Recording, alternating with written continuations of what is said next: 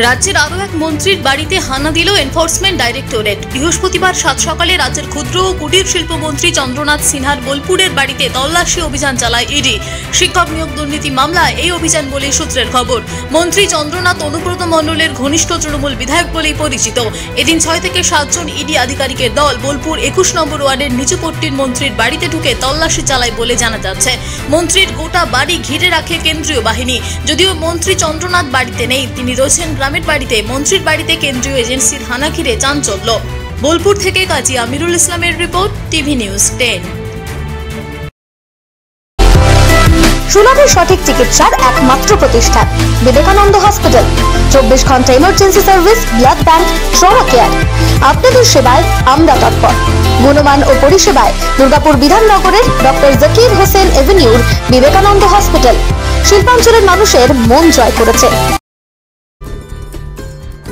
সহজেই স্বাস্থ্যসাথী কার্ডের মাধ্যমে সুচিকিৎসার একমাত্র প্রতিষ্ঠান citizen hospital, Bidhannagar, Durgapur. Helpline number 9800897855। অ্যাপয়েন্টমেন্টের জন্য ফোন করুন 7477783932 কিংবা 9933475697 এই নম্বরে।